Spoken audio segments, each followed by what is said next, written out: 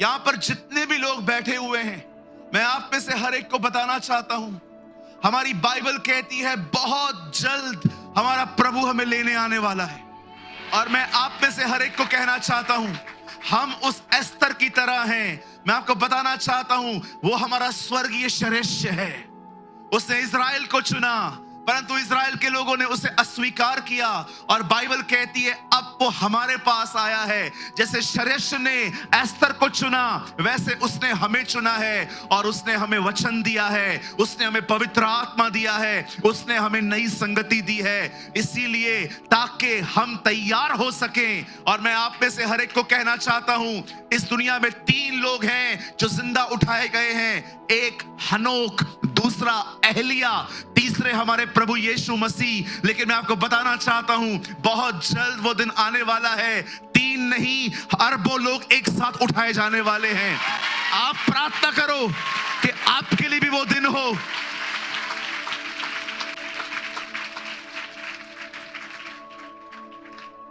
श्रेष्ठ की पत्नी ने उसकी आज्ञा का उल्लंघन किया और वो हटा दी गई। इस्राएलियों ने परमेश्वर की बात नहीं मानी, वे हटा दिए गए। श्रेष्ठ नई रानी ले आया, उसका नाम एस्तर था। परमेश्वर भी एक नई रानी लाया जो अन्य जाति हम हैं। आज मैं इस सभा में आप सबसे पूछना चाहता हूं, क्या आप उसके आने के लिए तैयार हो रहे हैं?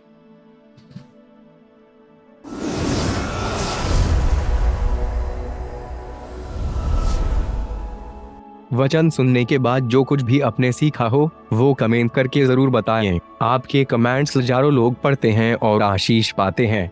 After listening to the word, do comment whatever you have learned. Thousands of people read your comments and get blessed.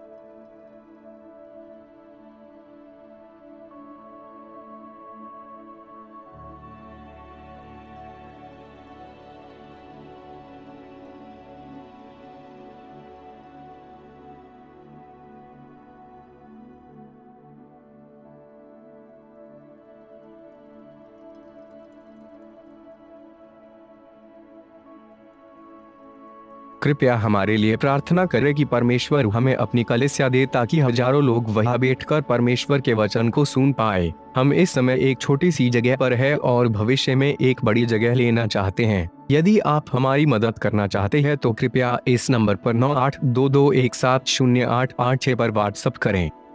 Please pray for us that God gives us our own church, so that thousands of people can sit there and listen to the word of God. We are in a small place at the moment, and want to purchase a bigger place in the future. If you want to help us, so please WhatsApp on 9822170886. हमारी Bible में 2 चीजों का जिक्र बार बार आया है। पुराने नियम में बहुत जिक्र है कि प्रभु देह में आएगा, और हम जानते हैं प्रभु यीशु मसीह नए नियम में देह में आए। और नए नियम में बहुत जिक्र है कि वो दोबारा आएगा, और इसी के लिए सारी कलीसियाएं आज इंतजार कर रही हैं। अगर आप में से कोई यहां पर नया है और ये बातें नहीं जानता है, तो मैं आपको थोड़ा सा बताना चाहता हूं। हम जितने भी लोग यहां हैं, हम एक ऐसे खुदा पर ईमान रखते हैं जिसने हमसे वादा किया है कि वो बहुत जल्द हमें लेने आने वाला है। यस, और वो बहुत जल्द आएगा। बाइबल कहती है आने वाला आएगा और अब और देर न करेगा। कुछ लोगों को लगता है प्रभु के आने में बड़ी देर हो रही है। Actually this is our mathematics problem. ये हमारा थोड़ा मैथमेटिक्स का प्रॉब्लम है। कितने लोग बचपन में मैथमेटिक्स में थोड़े वीक थे? अरे बाप रे, मैं भी था। किसी ने मुझसे पूछा, ब्रदर प्रेमानी 2000 साल हो चुके हैं, अब तक वो क्यों नहीं आया है? मैंने कहा this is our mathematics problem, ये हमारे गणित प्रॉब्लम है। उन्होंने बोला कैसे? मैंने कहा पतरस में लिखा है जब पृथ्वी पर 1000 साल पूरे होते हैं तब स्वर्ग में एक दिन पूरा होता है। बाइबल कहती है प्रभु की दृष्टि में 1000 वर्ष एक दिन के समान है। जब यहां पर 1000 साल पूरे होते हैं तब पृथ्वी पर एक दिन पूरा होता है। मैंने कहा घाई क्यों कर रहे हो? उसे गए हुए से 2 दिन हुए। Only 2 days in the eyes of God.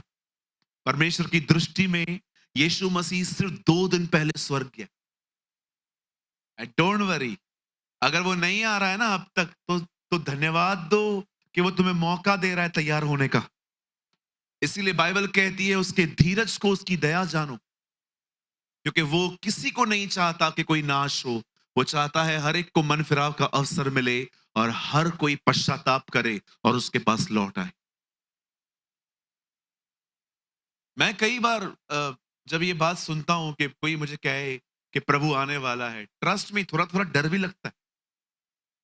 कोई है मेरे साथ कि मैं अकेला डरता हूं?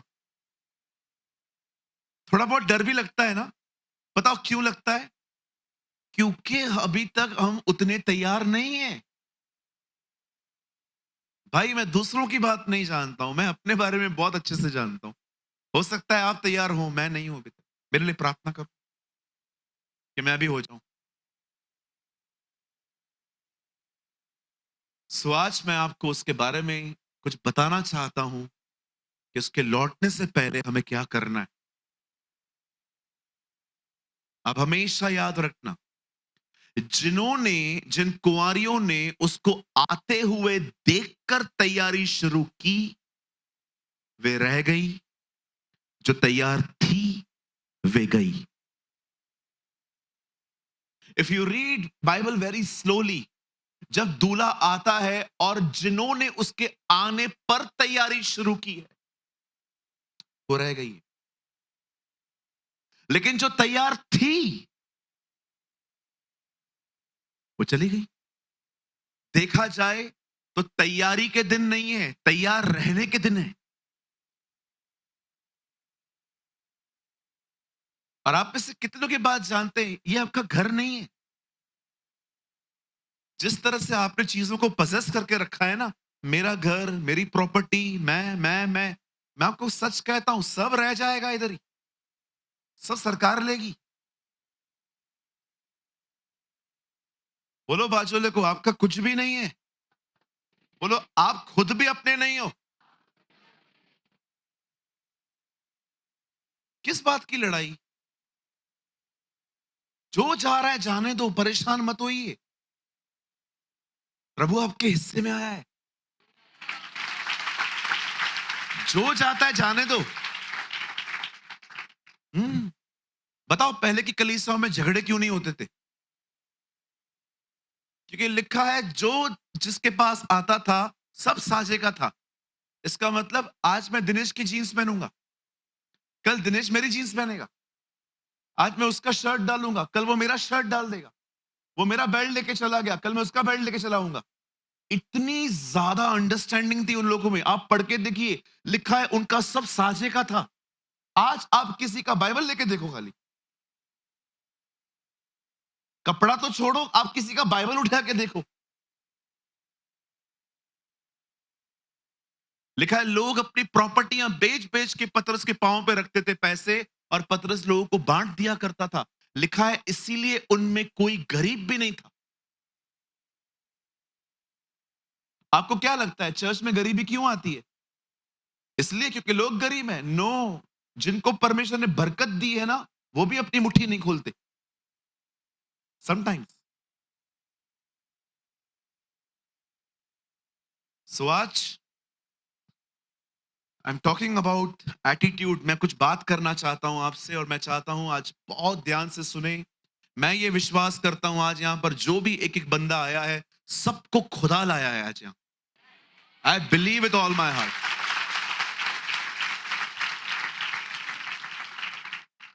आप सब तैयार हैं? स्टार्ट करें। चलिए मेरे साथ बाइबल खोलिए। Open your Bible with me. मत्ती रचित सुसमाचार, the gospel of Matthew, chapter 24।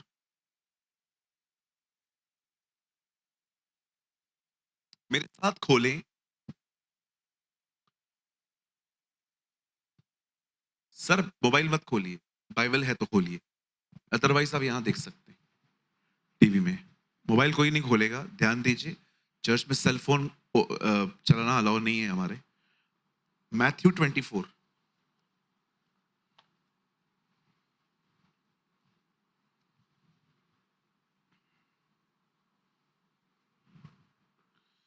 और मैं आपके लिए पढ़ रहा हूं 24 का 3 वचन। यहां लिखा है, जब वह जैतून पहाड़ पर बैठा था तो चेलों ने एकांत में उसके पास आकर कहा, हमें बता कि ये बातें कब होंगी, तेरे आने का और जगत के अंत का क्या चिन्ह होगा। ठीक है जी, पढ़ लिया। आइए सामने देखिए। अब आप चाहें तो आप अपनी बाइबल ड्रॉप कर सकते हैं, भले खुली रहने दीजिए, पर सामने देखिए। आइए सामने देखिए, बड़े ध्यान से सुने।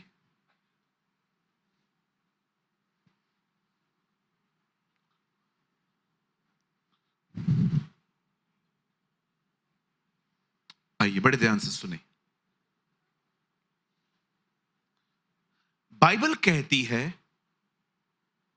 परमेश्वर का पहला मंदिर सुलेमान ने बनाया था। उस मंदिर को बनने के लिए बाइबल कहती है 7 साल लग गए थे। पूरी तरह से वो जो मंदिर था वो संगमरमर के पत्थर का बना हुआ था।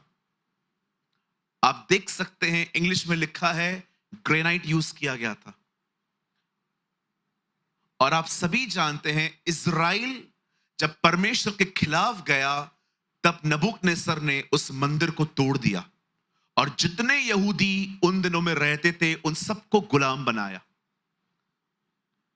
लेकिन कुछ सालों के बाद बाइबल कहती है बेबीलोन के शासन में एक ऐसा राजा पैदा हुआ जिसका नाम था क्रूसो, और परमेश्वर ने उसका मन उभारा और कहा यहूदियों को जाने दे कि वो अपना मंदिर फिर से बनाएं। और बाइबल कहती है ये मंदिर फिर से बना।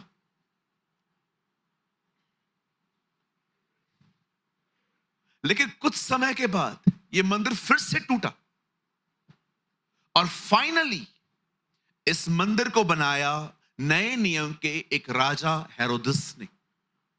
और अब मैं आपको बताना चाहता हूं इस मंदिर को बनाने में 46 साल लग गए थे। 46 इयर्स।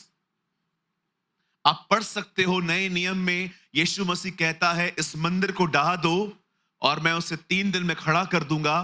तब लोग कहते हैं इस मंदिर को बनाने में 46 साल लग गए हैं और तू कहता है तू उसे तुरंत बना देगा। 46 इयर्स, 46 साल लगे थे मंदिर बिल्ड करने में। और जब वो मंदिर 46 साल के बाद इतना खूबसूरत बना कि चेलों ने उसे देखा और यीशु मसीह को कहा प्रभु क्या आप इस भवन को देख रहे हो। तब यीशु ने पहली बार विनाश की बातें की। प्रभु ने कहा कुछ भी नहीं बचेगा, सब खत्म होगा। जब चेलों ने, वॉइस बढ़ाइए, जब चेलों ने यीशु के मुंह से ये बातें सुनी तब उन्होंने यीशु से एक लाइन में 2 सवाल पूछे, आपका आना और दुनिया का अंत कब होगा हमें बताइए। यीशु ने उन्हें कोई तारीख नहीं बताई कि मैं कब आऊंगा। यीशु ने उनको कोई ईयर नहीं बताया कि मैं कब आऊंगा। लेकिन यीशु ने उन्हें सीजन्स बताई कि उसके आने से पहले एक मौसम आएगा। यीशु ने उन्हें कहा उसके आने से पहले नूह के दिन आएंगे। अब नूह के दिनों को समझने के लिए नूह के दिनों के विषय में पढ़ना पड़ेगा, और परमेश्वर के अनुग्रह से मैंने वो पढ़ा और मुझे पता चला कि नूह के दिनों में लोगों के दिमाग कहां लगे हुए थे। बाइबल कहती है नूह के दिनों में लोगों के दिमागों पर एक चीज चढ़ी हुई थी और वो थी खाना। कहिए खाना। पर मैं ये बिलीव करता हूं जितना आज क्रेज है ना उससे तो कम ही होगा। जितना आज जुनून है ना खाने का, हो सकता है आप में से बहुत सारे लोग फूडी ना हो, लेकिन अगर आप यहां से बाहर जाएं तो बहुत सारे बिजनेस बर्बाद हैं, लेकिन आप किसी भी खाना बेचने वाले को कभी बर्बाद नहीं देखोगे। सबका चल रहा है। जो कचौड़ी बेच रहा है वो भी खाली करके जा रहा है, जो छोले भटूरे बेच रहा है वो भी खाली करके जा रहा है। आपको पता है इन दिनों में खाने का कितना क्रेज है। सुबह खाना खत्म नहीं होता और बीवी से पूछते हैं दोपहर में क्या बना रही है। भाई साहब ये तो खाओ, ये भी डाइजेस्ट नहीं हुआ होगा अभी तक। और जब दोपहर में हम खाते हैं हम पूछते हैं रात को। और कुछ कुछ लोग तो ऐसे भी होते हैं मेरी तरह जो रात को 3 बजे उठ के भी डब्बे खोलते होंगे कि कुछ पड़ा तो नहीं है। कोई है मेरे साथ 3 बजे उठ के भी खा लेता है? मैं खा लेता हूं। फिर क्या हुआ? इसमें क्या है? क्राइम थोड़ी है, कमजोरी है। हाँ बिल्कुल। अभी 10 दिन पहले हमने रात को 10 दिन नहीं, कुछ महीने पहले हमने आधी रात को मोमोस मंगाए। ब्रदर किसने? मैंने और साहिल ने। साहिल कौन है ब्रदर? माय नेफ्यू। हमने आधी रात को, और मुझे तो समझ में नहीं आ रहा था, मैं तो सोच ही रहा था उसने मंगा भी लिए। मैंने उसको खाली शेयर किया था कल चलते ना मोमोज खाने के लिए। कल काय को? अभी जोमैटो जिंदाबाद। आप शायद माने या ना माने, मैं जहां मैं रहता हूं जिस टाउन में, इट्स अ स्मॉल टाउन, कोई बड़ा नहीं है, 11 किलोमीटर का है हमारा जहां हम रहते हैं। एक भी मॉल नहीं है। टोटली हम लोग के आसपास बिजनेस ही बिजनेस है जहां मैं रहता हूं। जहां मैं रहता हूं वहां पर आज से 10 साल पहले मुझे बहुत अच्छे से पता है 7 या 8 रेस्टोरेंट्स थे। 5 कैंप्स हैं हमारे यहां। मैं कैंप 3 में रहता हूं। आज उसी 11 किलोमीटर के दायरे में 1150 रेस्टोरेंट्स हैं। आपको चाहिए आप गूगल करके देखो। 1100 भी 2 साल पहले जाने थे मैंने, अभी 1400-1500 होंगे। छोटे छोटे स्टॉल, बड़े बड़े स्टॉल। यहाँ वड़ा पाव मिल रहा है, वहां पर छोले मिल रहे हैं, वहां पर कुलचे मिल रहे हैं, कहां क्या मिल रहा है, और सब फुल है। कोई भी फारिग नहीं बैठा है कि आप जाओगे और 2 मिनट में दे देगा। रुको रुको रुको, ऐसे बात करते हैं जैसे फ्री में मांग रहे हैं। मुझे आज भी याद है, मैं कुछ दिन पहले किसी के पास गया और मैंने कहा सर ये दे दो। रुको, मैंने कहा प्रभु क्या एटीट्यूड है यार, मैं तो कुछ हूं ही नहीं यार। ऐसे बोला वेट करो, सरकारी काम 6 महीना थाम। खाने के लिए इतना एटीट्यूड यार। सोना बेचते तो मारे डालते लोग। सच्ची बोलता हूं, ऐसे ऐसे बात किया। रुको, एक्चुअली बहुत लोग खड़े हुए थे। कोई भजिया मांग रहा था, कोई दाल मांग रहा था, कोई पकवान मांग रहा था। मैं बीच में गया, मैंने कहा अंकल आलू का भजिया है क्या? विश्वास करो मुझे भी गुस्सा आया, मैं भी चला आया। नहीं चाहिए तेरा भजिया। बदल फिर क्या खाया? भूखा रहा। घमंड गंदी चीज है, भूखा रख देती है। बोलो बाजू वाले को, घमंडी भूखे रह जाते।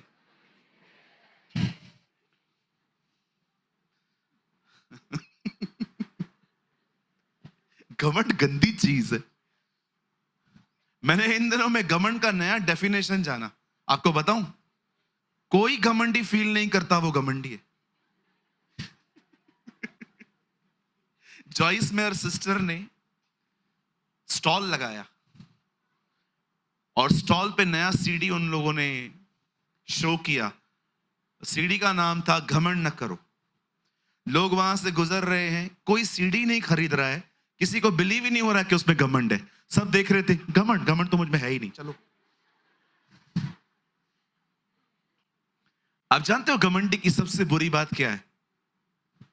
अपनी चलाते हैं, सिर्फ अपनी चलाते हैं लोग। सबकी सुन लेंगे, चलाएंगे अपनी।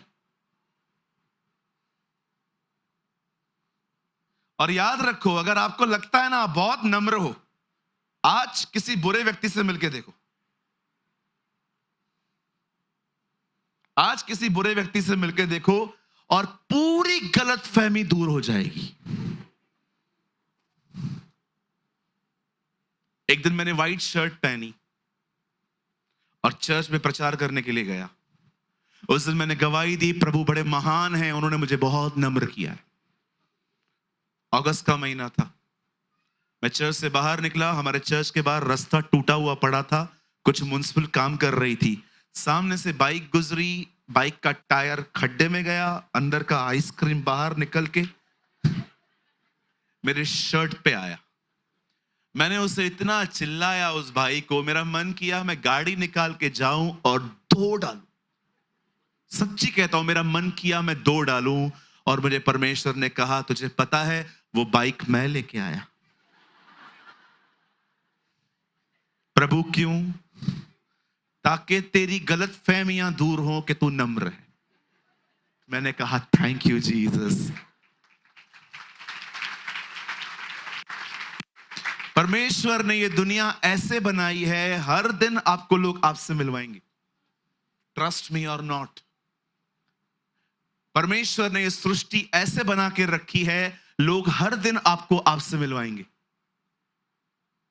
आपको लगता होगा खुदा आपको लोगों से मिलाता है, गलत। परमेश्वर हर दिन आपको आपसे मिलवाना चाहता है कि आप कौन है। ये चीज मुझे समझ में आ गई है, इसलिए अब शिकायतें लोगों से बड़ी कम हो गई हैं। तूने ऐसा किया, तूने ऐसा किया, तूने ऐसा किया, तूने ऐसा किया। मुझे लगता है नहीं, मुझे परमेश्वर लोगों से नहीं मिलवाता, मुझे परमेश्वर मुझे खुद से मिलवाता है कि मैं खुद की गंदगी को पहचानूं।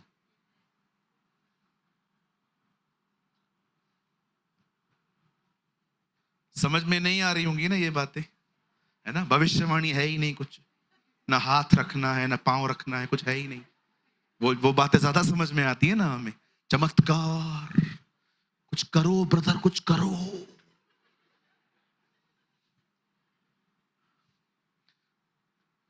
मैं सोच रहा हूं अभी मैं भी भीड़ इकट्ठी करने के लिए लगा दूं नाम के आगे प्रॉफिट जी, सूरज प्रॉफिट जी, चमत्कार करने वाला, भविष्यवाणी करने वाला, हाथ रखने वाला। सुनील भाई जगह ढूंढो। अभी मैं नेक्स्ट मीटिंग में बैनर लगाने वाला हूं यहां पर, प्रॉफिट जी का। सब आएंगे, पैसा भी दे के जाएंगे, प्रार्थना भी करवा के जाएंगे। खाली हाथ खाली सर।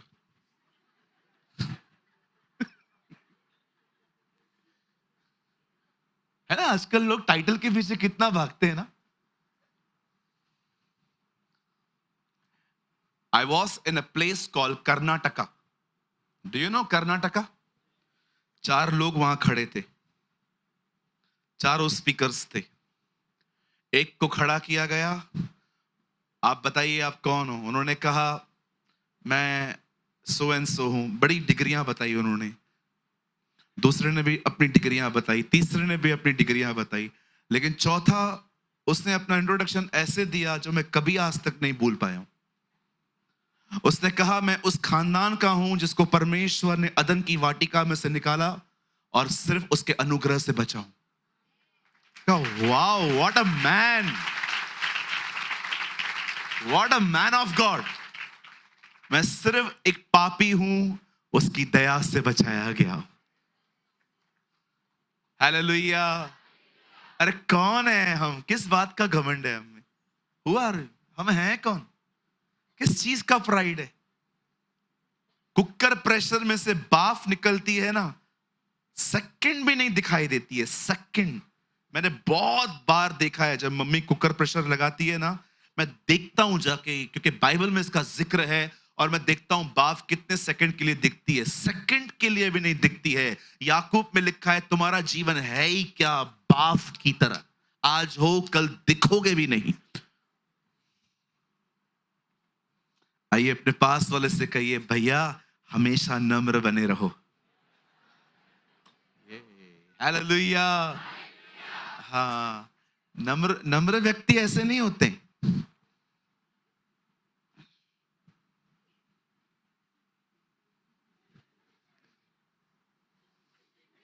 है ना, आपको लगता होगा ना पास्टर कितना नम्र है। नम्र व्यक्ति इससे पहचाना जाएगा जब चिमटी मारेंगे तब वो क्या करता है। नम्रता से नहीं जाहिर होती कि मैं कैसे बैठता हूं। नम्रता ये होती है जब आपके बाजू वाला को कहता है थोड़ा और आगे बढ़ना, थोड़ा और आगे बढ़ना, थोड़ा और आगे बढ़ना। कितना बढ़ूं, क्या है, तू ही बैठ।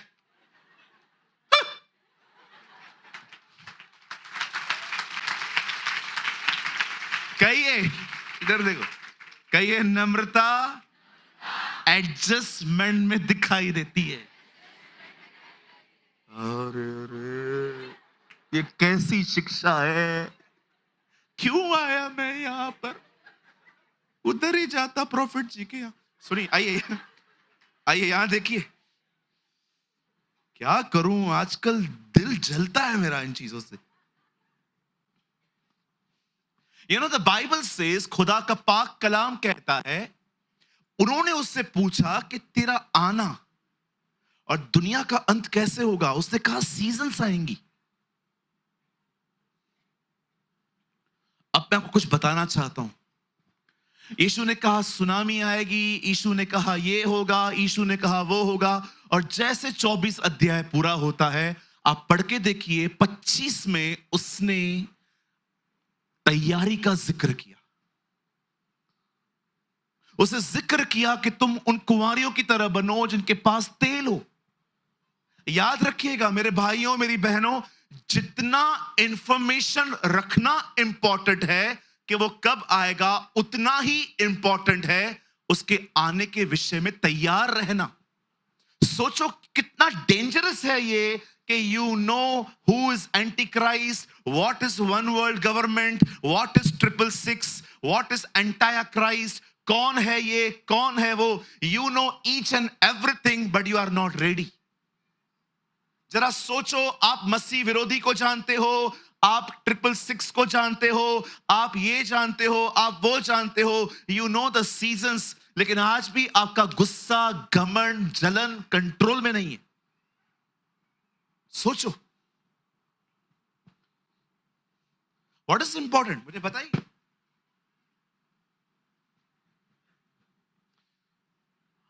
अगर आप में से कोई ऐसा है जो सच में प्रभु के आने के लिए तैयार होना चाहता है, तो सिर्फ आने वाले 15 मिनट आप मुझे दीजिए, मैं कुछ समझाना चाहता हूं आपको। बड़े ध्यान से सुने। बाइबल कहती है एक जगह थी जिसका नाम था शूशन। वहां पर एक राजा था जिसका नाम था शरेक्स, और उसकी जो रानी थी उसका नाम था वश्ती। बाइबल कहती है एक दिन आया, and you know this is a first book in the Bible जिसमें हिंदुस्तान का नाम है एस्तर। देखो हमारा यीशु हमारे हिंदुस्तान का खुदा है।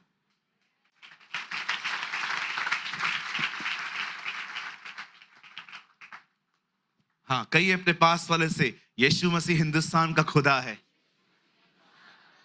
यस, वो दिल्ली का प्रभु है, वो पंजाब का परमेश्वर है, वो हिमाचल का खुदा है, वो गुजरात का परमेश्वर है, वो मुंबई का परमेश्वर है। यस, कई लोग सोचते हैं वो अंग्रेजों का खुदा है। अंग्रेज इन दिनों में हमें कॉल कर रहे हैं कि यीशु के बारे में आके बताओ।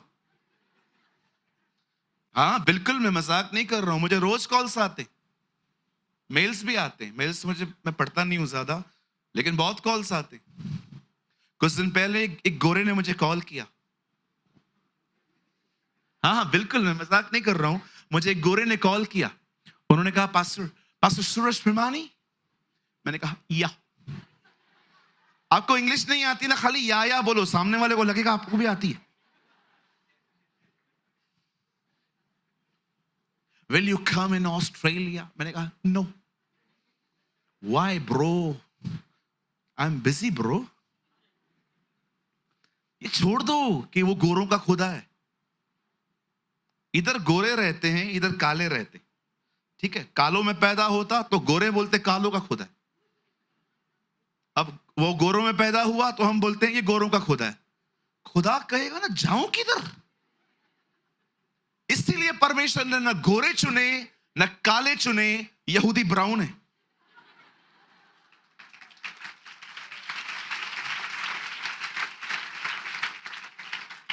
आपको चाहिए, आप स्टडी करके देखिए, यहूदी ब्राउन होते।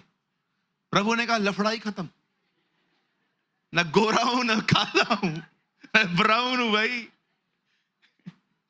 You know the Bible says, एक दिन आया जब शरेक्स राजा ने अपने शासन में एक बहुत बड़ा जिनावर दिया। जिनावर का मतलब होता है दावत दी। आप मान सकते हैं ये दावत कितने दिन चली है? 180 डेज, 180 दिन ये दावत चली है। इस दावत के अंदर हर तरह का खाना था। लेकिन बाइबल कितनी सच बताती है ना, बाइबल लिखा है किसी को भी शराब पीने के लिए जबरदस्ती नहीं की जाती थी। शराब के लिए हर एक की इच्छा थी। लिखा है शराब तो नीति के अनुसार पिलाई जाती थी, किसी को भी बरबस नहीं किया जाता था। बाइबल कितना क्लियर अकाउंट देती है ना कि ऐसा था। और एक दिन राजा पूरी तरह से शराब में डूबा हुआ अपने लोगों को बुला के कहता है, जाओ रानी को बोलो सर पे ताज पहनकर सामने आए। अब जब वश्ती के पास मैसेज जाता है, वश्ती कहती है, नहीं, आई विल नॉट कम, मैं नहीं आने वाली। वो एम्बैरस फील कर रही थी कि इतने सारे पिए हुए लोगों के बीच में मैं क्यों जाऊं। एंड यू नो, जब राजा को यह बात पता चलती है इस औरत ने आने से मना कर दिया है, प्राइड में आके राजा उसको रानी के पद से ही हटा देता है। वो लोगों को बुलाता है और कहता है, क्या किया जाए, इसने मेरी आज्ञा नहीं मानी है। वो कहते हैं, वो भी आग में घी डालने वाला काम करते हैं। वो भी कहते हैं, हाँ बात तो सही है, इससे तेरी बात नहीं मानी है। अब अगर तेरी औरत तेरी बात नहीं मानती, कल से हमारी औरतें हमारी बात भी नहीं मानेंगी। आप पढ़ के देखिए, वहां ऐसा लिखा है कि अब हमारी औरतें हमारी बात भी नहीं मानेंगी। कई लोगों को डुबाने के लिए शैतान कभी कभी एक आदमी का उपयोग करता है, पता है? बिल्कुल, इस दुनिया में कुछ भी यूजलेस नहीं है, एवरीथिंग इज यूजफुल। किसी ने कहा, I am a bad person, still I am a useful, you can use me as a bad example. कुछ समझा आपने? किसी ने कहा, मैं खराब भी हूं तो भी गलत नहीं हूं, तुम जहां पर भी खराब उदाहरण देना चाहो मेरा दे दो। कहते ना हम लोग कभी कभी झगड़ों में, हिटलर है तू, हिटलर देते हो ना एग्जाम्पल, आज भी है ही तू हिटलर। हम जानते हैं हिटलर कौन था।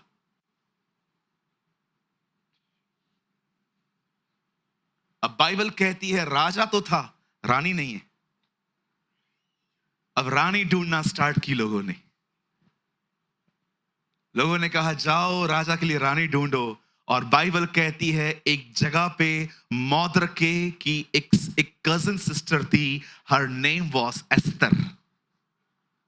एक आदमी था जिसका नाम था मौद्रके, और बाइबल कहती है उसकी एक चचेरी चाचा की माता पिता मर चुके थे, इस आदमी ने उसे पाला था, उसका नाम एस्तर था। और लिखा है वो बड़ी रूपवती थी। मैंने हिंदी पढ़ी है, मैं इसलिए बता पा रहा हूं। लिखा है वो बहुत ज्यादा ब्यूटीफुल थी। उसको भी लिया गया, कुछ औरतों को लिया गया और सबको राजा के दरबार में बुलाया गया। और अब सुनिए, मैं कुछ बताना चाहता हूं यहां। जो लड़कियां राजा के भवन में पहुंचाई गई, उन्हें शुद्ध करने की कुछ चीजें दी गई, उनका खाना बदला गया और लिखा है उनको अलग कुछ सहेलियां मिली। ब्रदर एक काम तो करिए, लगाइए एस्तर, आप मत खोलिए,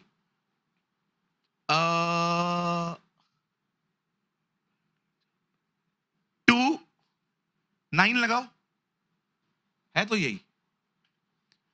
और वह युवती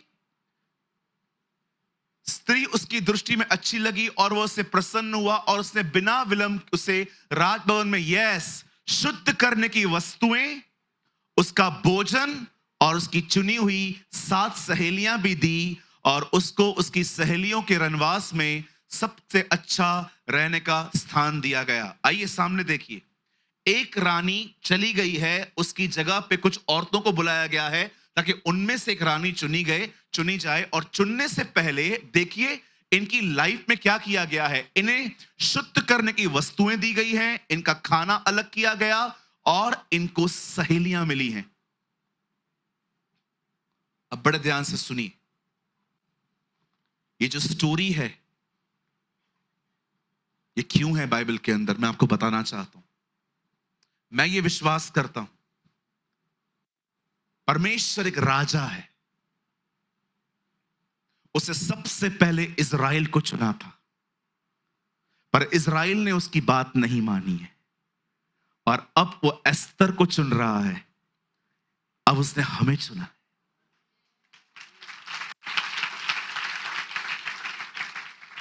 लेकिन याद रखिए, उसने आपको चुना है, पर क्या चुने हुए लोग उसकी दुल्हन बन रहे हैं?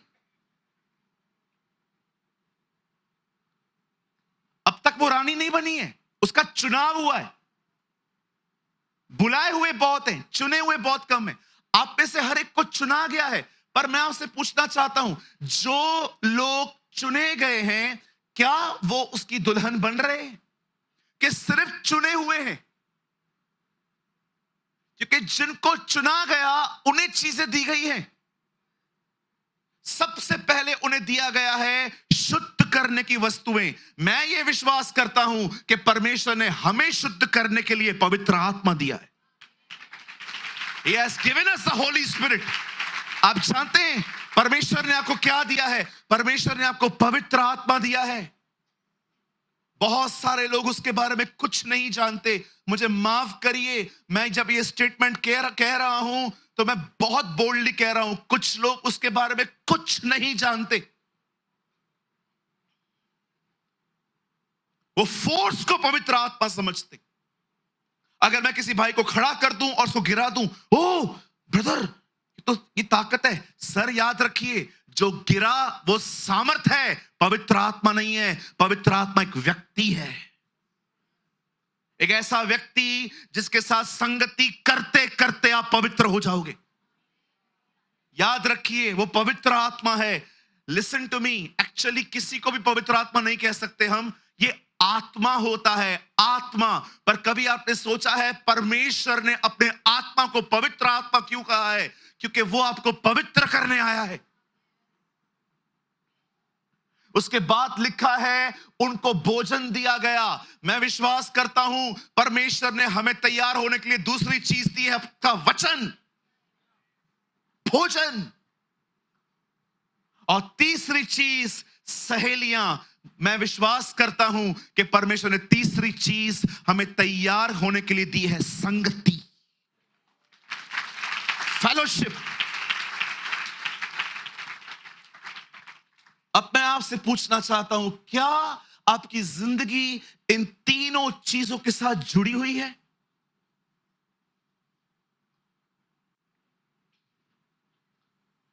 अगर आप एक ऐसे व्यक्ति हैं जो सिर्फ परमेश्वर के वचन को मानते हैं लेकिन पवित्र आत्मा के चलन पर विश्वास नहीं करते, आप कभी तैयार नहीं हो सकेंगे। कुछ लोग ऐसे होते हैं जो अगर उनके सामने अगर कोई गिर जाए, कोई उठ जाए या कुछ सुपर नेचुरल हो तो उसको देखते रहते। Why you behave like this? कुछ लोग को लगता है नहीं, टीचिंग जो है ना वो सही होनी चाहिए, पर वे पवित्र आत्मा की मूवमेंट को नकार देते। मुझे आज भी याद है, मैं एक जगह पे प्रचार कर रहा था, और जब मैंने प्रचार करना स्टार्ट किया, कुछ लोग पवित्र आत्मा से भर के अन्य भाषाओं में बातें कर रहे थे, और कुछ लोग सिर्फ उन्हें देखकर मुंह बना रहे थे, बिकॉज वो बिलीव ही नहीं करते कि पवित्र आत्मा का चलन क्या होता है। वो सोचते हैं सिर्फ वचन ही सब कुछ होता है। जी, वचन और आत्मा दोनों चाहिए। अच्छा, कुछ ऐसे भी होते हैं जो सिर्फ ये सोचते कुछ हो नहीं रहा है, कुछ हो नहीं रहा है, इस कलीसिया में कोई गिरता नहीं है, इस कलीसिया में कोई उठता नहीं है, इस कलीसिया में सिर्फ वचन है, और इसीलिए वो सोचते हैं यहां तो कुछ भी नहीं है। आप देख रहे हो हम कितने इम्बैलेंस हैं। मैं परमेश्वर के वचन पर भी विश्वास करता हूं, और मैं पवित्र आत्मा के चलन पर भी विश्वास करता हूं। अभी मैंने यहां पर इस कलीसिया में बहुत वचन दिया है। समझो आप किसी और जगह पे जा रहे हो जहां वचन के बाद बहुत सारे काम हो रहे हैं, चमत्कार हो रहे हैं, तो आप क्रिटिसाइज न करें वहां पर किसी को भी, ये क्या हो रहा है, वचन तो है नहीं, सिर्फ ये सब हो रहा है। सुनिए, हमें दोनों की आवश्यकता है। हमें वचन भी चाहिए, हमें पवित्र आत्मा का चलन भी चाहिए। झूठी शिक्षा पता है होती क्या है? What is wrong teaching? झूठी शिक्षा होती है जिसमें पिता और पुत्र और पवित्र आत्मा से एक को निकाल दें वो लोग। झूठी शिक्षा वो होती है कि वचन खोल के आप अपनी ही शिक्षा घुसेड़ रहे हो अपने अंदर, अपने। अभी सिंपल मैं आपको एक बात कहना चाहता हूं, यहां देखिए, मैंने इस कलीसिया में आज तक किसी बच्चे को प्रभु बोझ दिया है? क्यों नहीं दिया? क्यों नहीं दिया? क्योंकि मैंने यीशु मसीह को नहीं देखा कि उसने पतरस से कहा जा तेरे बच्चों को भी लेकर आ।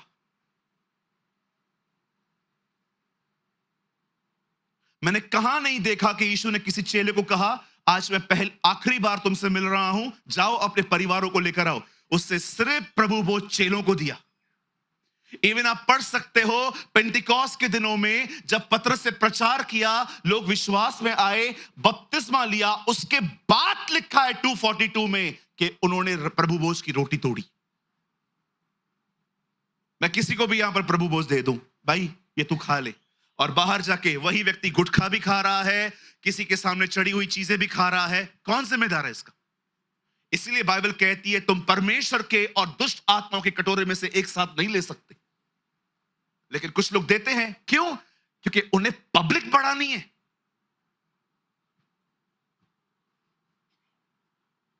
मैं हैरान होता हूं ऐसी चीजों से जहां पर मैं चीजें देखता हूं, और कुछ समझाओ तो कहते हैं उसके चेले अनपरफेक्ट थे। अरे कम से कम एक ही को तो मानते थे, वो थोड़ी कहीं और जाते थे, एक ही को मानते थे। वो मार खाई उन्होंने, फिर भी यीशु को नहीं छोड़ा उन्होंने। यहां पर हम जिनको दे रहे हैं, बाहर जाके वो आदमी गोवा खा रहा है, वो शिमला खा रहा है, वो गुटखा खा रहा है, वो शराब पी रहा है, लेकिन रविवार को प्रभु भोज भी ले रहा है एक प्रसाद के तौर पे। कौन जिम्मेदार है? That's called false teaching. एक आदमी ने मुझे कहा जीसस क्रिएचर है, वो बेटा नहीं है। सब उसको ही निकालने में लगे पड़े।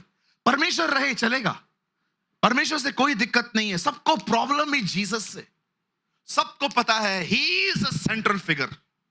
ये जब तक रहेगा ना कुछ भी ठीक नहीं होने वाला है। लेकिन मैं एक प्रचारक होने के नाते, उसका बेटा होने के नाते मैं कहना चाहता हूं, मैं अपने कलीसिया में हमेशा उसे पहले रखूंगा।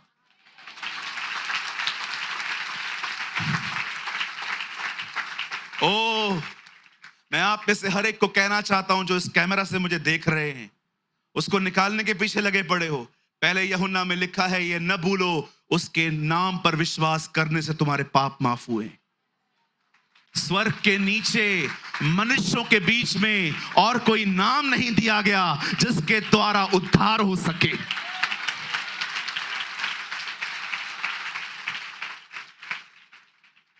कोई उसको बेटा से नबी बनाने के पीछे लगा पड़ा है तो कोई क्या कर रहा है? नबी नहीं है वो। जब साधु सुंदर सिंह उनसे मिलने के बाद अपने पिताजी के पास गए और कहते हैं, पप्पा मैंने यीशु मसीह का दर्शन पाया है। उसके पप्पा ने कहा, तुझे पता है हम लोग कौन है? बोला, कौन है? हम राजाओं के घरों के। उन्होंने कहा, पप्पा जो मुझसे मिलने आया था ना, उसने कहा मैं राजाओं का राजा हूं।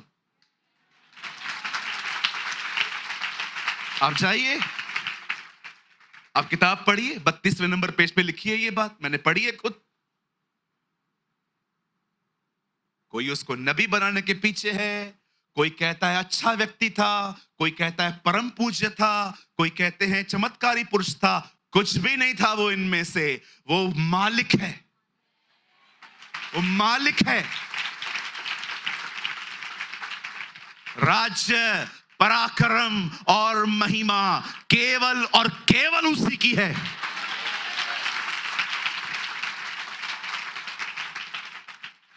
जानते हो, जब दानियल के सामने स्वर्गदूत आता है, तब स्वर्गदूत उसे क्या कहता है?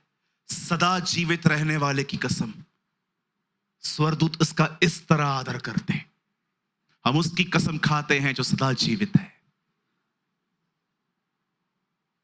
नबी हमेशा जिंदा नहीं रहता है, खुदा जिंदा रहता है। आज मैं आपसे पूछना चाहता हूं, क्या आप तैयारी कर रहे हैं? क्या हर दिन बाइबल उठा के पढ़ते हो, उसे मनन करते हो ताकि तुम्हारा मन शुद्ध बना रहे? क्या तुम हर दिन पवित्र आत्मा से कहते हो, पवित्र आत्मा मुझे भर दे खुद से? क्या आप हर दिन अपने भाई बहनों से मिलते हो? सर परमेश्वर ने आपको तैयार होने के लिए यही चीजें दी हैं। इन सोर्सेस को लो और तैयार हो जाओ। चलो मैं आपसे एक सवाल पूछ सकता हूं? कितने लोग ये बात जानते हैं पुराने नियम का पहला राजा कौन था? दाऊद के शाऊल? शाऊल। बताइए, शाऊल को अपॉइंट किसने किया? शमूएल ने। Very good, good answer brother. मुझे बताइए, जब शाऊल ने गलतियां की, उससे मिलने कौन आया? सैमुएल मिलने आया। Very nice. उसके बाद बाइबल कहती है एक और राजा आया, उसका नाम था दाऊद। बताइए, दाऊद ने जब बतशबा के साथ पाप किया और उस पाप को छुपाने के लिए उसे उरिया की मौत करवाई, मुझे बताइए उससे मिलने कौन आया? नातान आया। Very good. शाऊल ने पाप किया, शमूएल आया। दाऊद ने पाप किया, नातान आया। अब मेरा एक सवाल है आपसे, सुलेमान ने इतना पाप किया, उससे मिलने कोई क्यों नहीं आया? एक भी नबी नहीं आया उसके सामने कि तू क्या कर रहा है? तेरे बाप, तुझे पता है तेरा बाप कौन था? Do you know who is your dad? You are the man. तू दाऊद का है, दाऊद का। बताओ क्यों नहीं आया? किसी से नाता ही नहीं रखा था भाई साहब ने। जिस दिन मंदिर में गया, रिबन काट के आया। पढ़ के देखो, उसके बाद कभी मंदिर गया ही नहीं है। इनॉग्रेशन डे, लास्ट डे, जिस दिन रिबन काट के आया ना, उसके बाद कभी गया ही नहीं है। हजार औरतें, 300 बीवियां, 700 रखेलियां, मेरी बाइबल में लिखा है। मुझे तो समझ में नहीं आता है 1000 का नाम कैसे याद रखा होगा। आज 485 को ले आओ, ऐसे बोलता होगा। क्या हमारी किताब है? बहुत किताबें पढ़ी मैंने, हर कोई बड़ी बड़ी बातें, इसने इसको खाना खिलाया, इसने उसको पानी पिलाया, इसने इसको पैसे दिए, ये इसको वहां छोड़ के आया। बुरी बातें अपने बारे में लिखते ही नहीं है। लेकिन हमारी बाइबल देखो, आदम ने फल खाया, इसहाक ने झूठ बोला, अब्राहम ने झूठ बोला, याकूब ने गलत काम किए, मूसा से हत्या हो गई, शिमशोन व्यभिचार में गिरा, सुलेमान ने 1000 बीवियां रखी, दाऊद व्यभिचार में गिरा, यशाया घमंड करता था, लोगों पे हाय हाय कहता था, पतरस ने 3 बार इनकार किया, पौलुस को देखो, उसने कलीसियाओं को मारा पीटा। ओ मुझे बताइए, क्यों परमेश्वर ने इन लोग की गलतियां लिखी हैं? ताकि आपको समझा सके कि देखो मैंने कुछ नहीं छुपाया है, ये सच्चा खुदा है।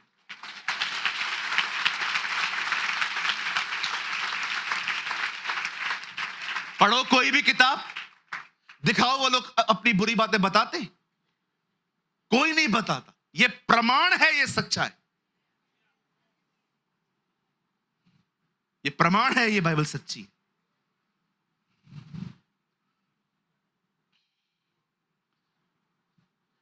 एक सयाने ने बहुत बुरा कहा बाइबल के बारे में, बड़ी आग लगी थी मुझे उसकी।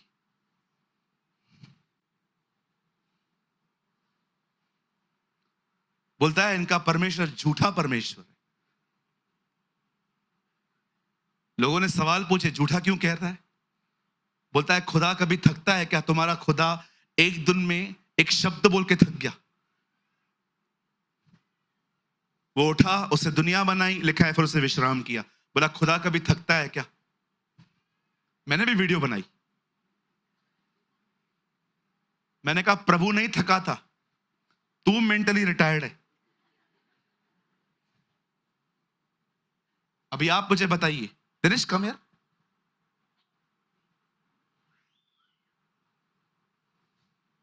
यहां देखिए, सालों पहले मैं दिल्ली आया, अकेला आया, प्रचार भी खुद करता था, वर्शिप भी खुद करता था, एड भी खुद डालता था, सब खुद करता था, कोई साथ नहीं था, ये सच है, सब अकेले करता था।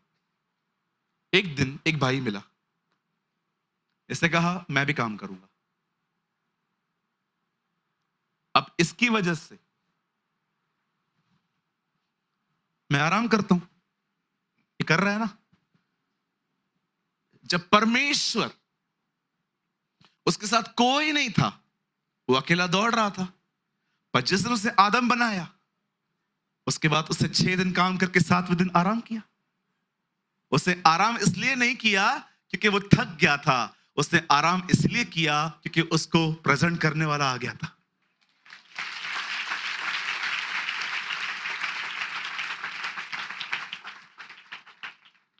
ये बाइबल समझना है ना, इधर देखो, ये अपनी बुद्धि से कुछ नहीं आएगा। अनपढ़ों ने ऐसी किताबें लिखी हैं, पढ़े लिखों को समझ में नहीं आ रही।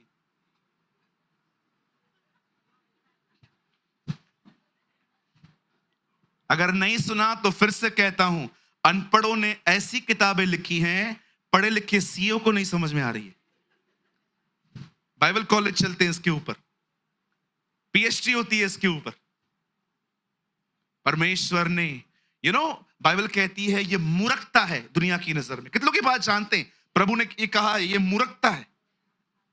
चलो आप एक काम करो, आप एक गांव में जाओ, सबको इकट्ठा करो, आओ मैं तुम्हें कुछ बताने वाला हूं, और गांव वाले आपको देख रहे हैं। एक व्यक्ति कुंवारी से जन्मा। पागल, कुंवारी से, हम तो कुंवारी से बुड़बक। और जब वो पैदा हुआ और 30 साल का हुआ, तो उसने खुद एक चौथे दिन के मुर्दे को जलाया। चौथे दिन का मुर्दा, खुद कुंवारी से जन्मा, फिर चौथे दिन के मुर्दे को जला रहा है। चलो और सुनते हैं इसका पागलपंती। हाँ बोल। और अंत में मरने के बाद वो फिर जी उठा। उठा, पागल क्या बोलत है?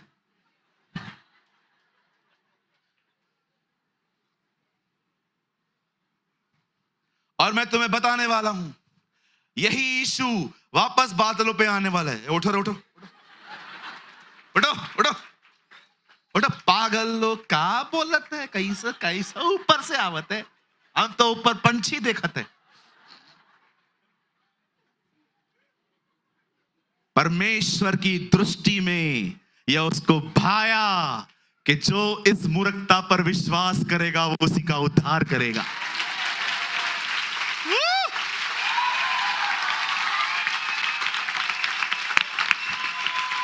मैंने देखा है, मैंने देखा है, गांव वालों को जीसस समझ में आता है, इन शहर वाले पढ़े लिखों को नहीं आता। Who knows God? We know। ये एटीट्यूड में झलते रहते हैं अपने। अगर तुम प्रभु को जानते ना, तुम्हारा स्वभाव भी उसकी तरह होता। इसीलिए बाइबल कहती है, मुझे किसी ने कहा ब्रदर आप ऐसा क्यों कहते हो, हम शहर वाले इधर उधर से आए क्या? मैंने कहा ब्रदर, यीशु मसीह प्रचार करने भी गांव में ही गया। उसको पता था कौन समझेगा मुझे।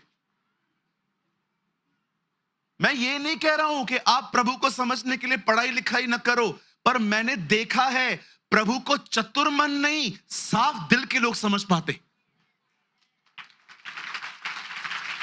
साफ दिल के लोग। मेरे भाइयों, मेरी बहनों, यहां देखिए, मैं आप में से हर एक को बताने वाला हूं। बड़े ध्यान से सुनिए, ये लास्ट लाइन है, उसके बाद हम खड़े हो जाएंगे क्योंकि प्रभु बोझ देना है मुझे आपको। आइए सामने देखिए, यहां पर जितने भी लोग बैठे हुए हैं, मैं आप में से हर एक को बताना चाहता हूं, हमारी बाइबल कहती है बहुत जल्द हमारा प्रभु हमें लेने आने वाला है। और मैं आप में से हर एक को कहना चाहता हूं, हम उस एस्तर की तरह हैं। मैं आपको बताना चाहता हूं, वो हमारा स्वर्गीय श्रेष्ठ है। उसने इज़राइल को चुना, परंतु इज़राइल के लोगों ने उसे अस्वीकार किया, और बाइबल कहती है अब वो हमारे पास आया है। जैसे श्रेष्ठ ने एस्तर को चुना, वैसे उसने हमें चुना है, और उसने हमें वचन दिया है, उसने हमें पवित्र आत्मा दिया है, उसने हमें नई संगति दी है, इसीलिए ताकि हम तैयार हो सकें। और मैं आप में से हर एक को कहना चाहता हूं, इस दुनिया में 3 लोग हैं जो जिंदा उठाए गए हैं। एक हनोक, दूसरा एलिया, तीसरे हमारे प्रभु यीशु मसीह। लेकिन मैं आपको बताना चाहता हूं, बहुत जल्द वो दिन आने वाला है, 3 नहीं अरबों लोग एक साथ उठाए जाने वाले हैं। आप प्रार्थना करो कि आपके लिए भी वो दिन हो।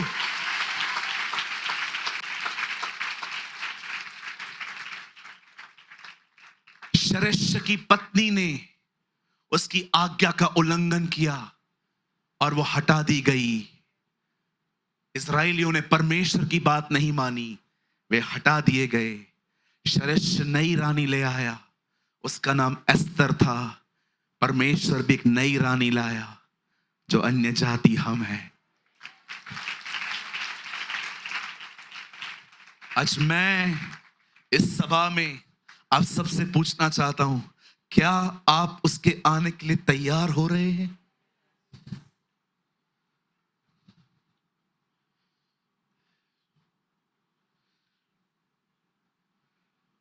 क्या आप तैयार हो रहे हैं?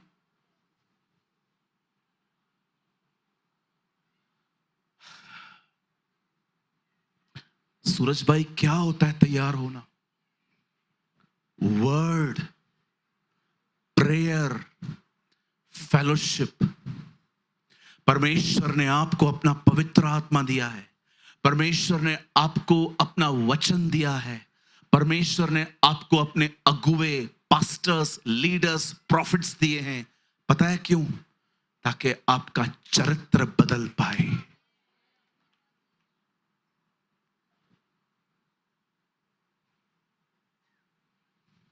आप जानते हो यूसुफ से मेरा इतना क्यों जमता है?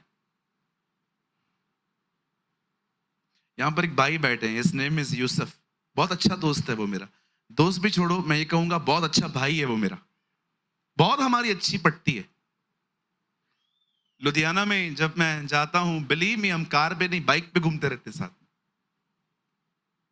रात को 2-2 बजे निकल जाते थे कुल्फियां खाने के लिए। क्यों जमता है आपको पता है? मैं उसको समझता हूं, वो मुझे समझता है। मुझे पता है उसको क्या पसंद है, उसे पता है मुझे क्या पसंद नहीं है। अगर आप चाहते हो ना परमेश्वर और आप एक हो, परमेश्वर के लाइक्स और परमेश्वर के डिसलाइक्स को समझो। ये देखो कौन सी चीजों पे वो ऐसे करता है, और ये भी देखो कौन सी चीजों पे वो ऐसे करता है। आप बैठे हुए थे, परमेश्वर देख रहा था और आप बैठे हुए थे। कैसे हो भाइयों? अच्छे हो? रोहित शर्मा अभी भी कप्तान है क्या? है, अभी भी है? अच्छा, सहवाग अच्छा था ना पहले? नहीं? तुम लोग इतने आत्मिक क्यों बन रहे हो? कुछ तो बोलो। था ना? सही था ना? और कार वार लिया? सब नहीं लिया? सबने कार लिया अपना अपना? नहीं लिया? तुम लोग की बीवियां तुमको मारती नहीं है क्या? अच्छा, वो चुप करके बैठे, वो रोज पिटते हैं मतलब। बाकी सब ठीक है? अच्छा, आपको क्या लगता है, आप ये बातें कर रहे हो, प्रभु खुश हो रहा है? ऊपर से आपको कहेगा। मैंने कहा था हाँ कि हाँ, ना कि ना, ये क्या है? लेकिन यहीं पर आप मस्त यहां पर बैठ के बात करो। भाइयों, आपको पता है परमेश्वर ने एलिया की सेवकाई एलीशा को क्यों दी? भाइयों, आपको पता है दाऊद ने गोलियत को मारने के लिए 5 पत्थर क्यों लिए, 6 क्यों नहीं लिए? और वो आपको ऊपर से कहेगा।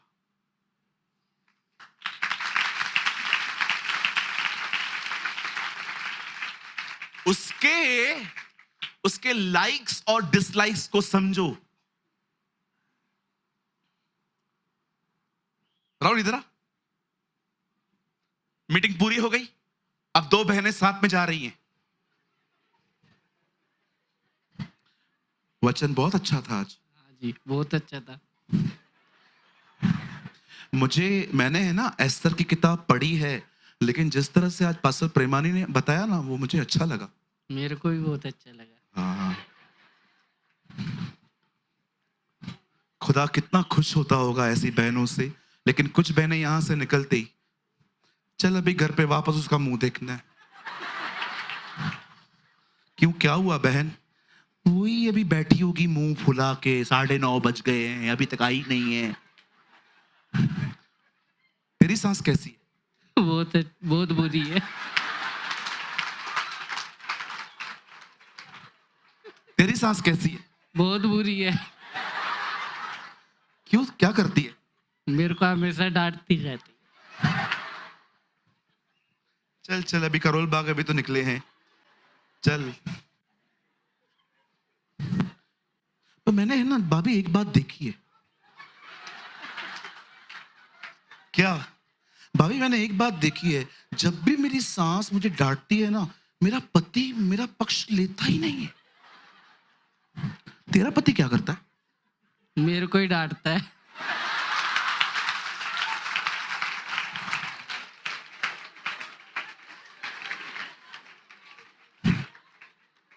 Understand his likes and dislikes. मैं हमेशा खुदा से कहता हूं, जब भी मैं कुछ कहूं, अप्रूवल दे, क्या ये सही था? और अगर अप्रूवल नहीं है तो मुझे डिलीट करना चाहिए। फिर मैं आपको एक बात कहूं, अगर आपको किसी को दोष लगाने, क्रिटिसाइज करने के लिए बहुत सारी बातें हैं, कृपया अपना मुंह बंद रखो। आप सारे रिश्ते गवा दोगे। अपना मुंह सिर्फ लोगों को उत्साहित करने के लिए खोलो।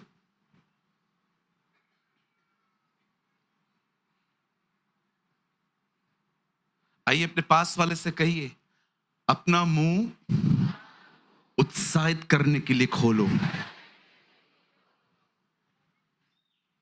बाइबल बंद कर दीजिए, सामने देखिए। भविष्य में वह दिन आ रहा है जब परमेश्वर अपनी स्वर्गीय एस्तर को लेने आएगा।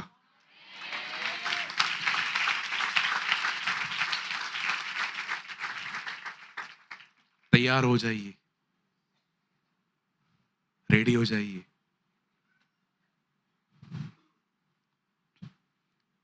इसे सिर्फ पढ़िए मत, इसका उपयोग करिए कि चरित्र बदला जाए।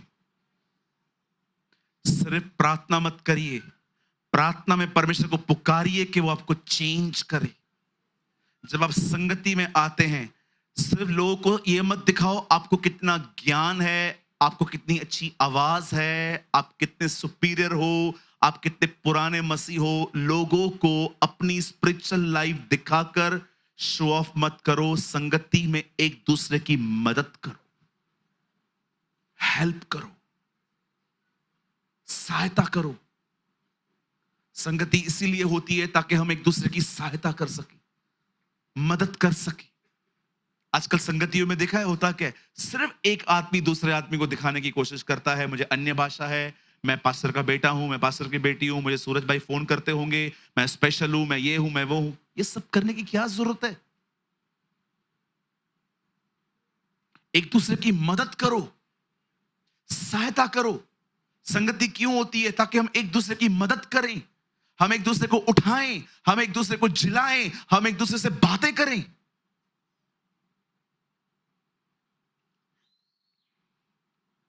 मैं जानता हूं बहुतों को ये शब्द सुनने की कोई आदत नहीं है आजकल, और मैं आपको सच कहना चाहता हूं, बहुत कम समय है आपके पास। जाइए, खबर देखिए, खबरें देखिए, आपको पता चलेगा।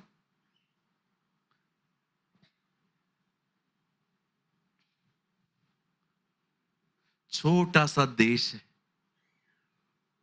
इतना सा।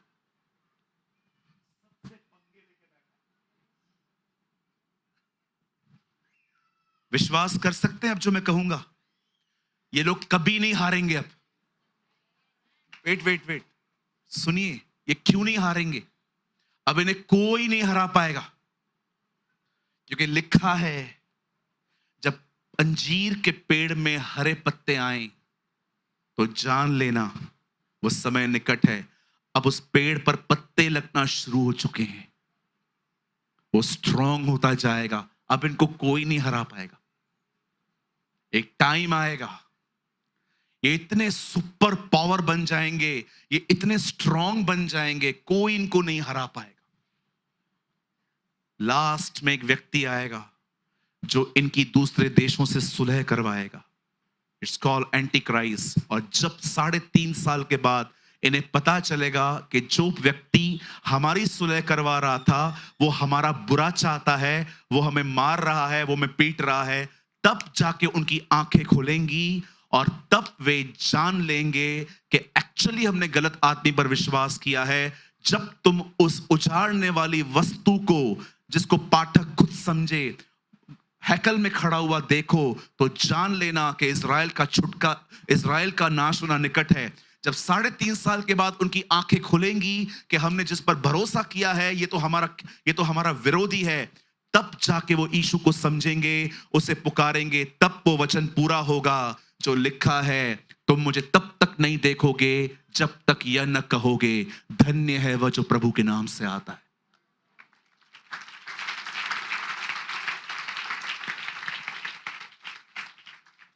और तब वो आएगा और 1,44,000 को बचाएगा।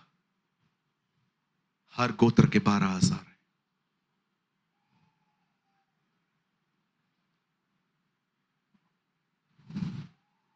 और उसके बाद लिखा है वो उस पृथ्वी को चादर के नाई लपेट के फेंक देगा और एक नई दुनिया बनाएगा। आप जानते हो आज दिन और रात हो रहे हैं, जैसे वो नया ले आएगा इस युग का अंत खत्म हो जाएगा और एक ऐसा युग आएगा न कभी दिन है वहां, न कभी वहां रात होगी। लिखा है परमेश्वर के अंदर से ज्योति निकलेगी और उसी से पूरा नगर चमकेगा।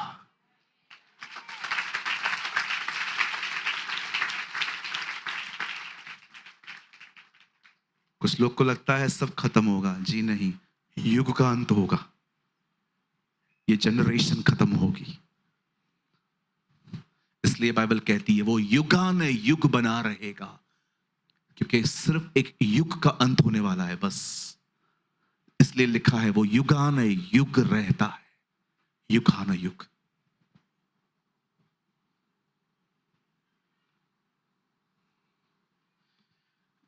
ऑनेस्टली मैं सिर्फ एस्तर के लिए ही बोलने वाला था, ये बातें मेरे जहन में थी इसलिए बाहर आ गई। मैं आने वाले दिनों में आपको और भी बहुत सारी बातें बताऊंगा, इफ गॉड विलिंग। आज कितने लोग हैं जो ठान रहे हैं कि आज से तैयारी करेंगे?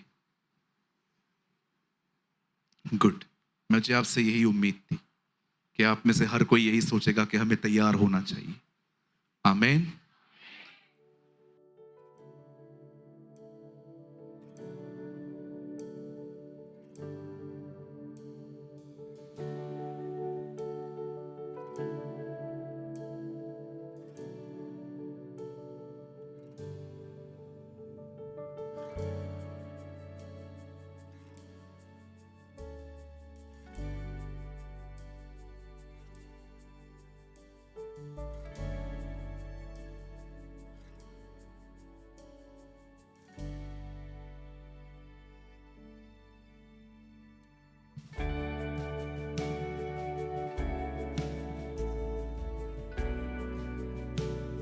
कृपया हमारे लिए प्रार्थना करें कि परमेश्वर हमें अपनी कलीसिया दे ताकि हजारों लोग वहां बैठकर परमेश्वर के वचन को सुन पाए। हम इस समय एक छोटी सी जगह पर है और भविष्य में एक बड़ी जगह लेना चाहते हैं। यदि आप हमारी मदद करना चाहते हैं तो कृपया इस नंबर पर 9822170886 पर व्हाट्सएप करें। Please pray for us that God gives us our own church, so that thousands of people can sit there and listen to the word of God. We are in a small place at the moment and want to purchase a bigger place in the future. If you want to help us, so please WhatsApp on 9822170886.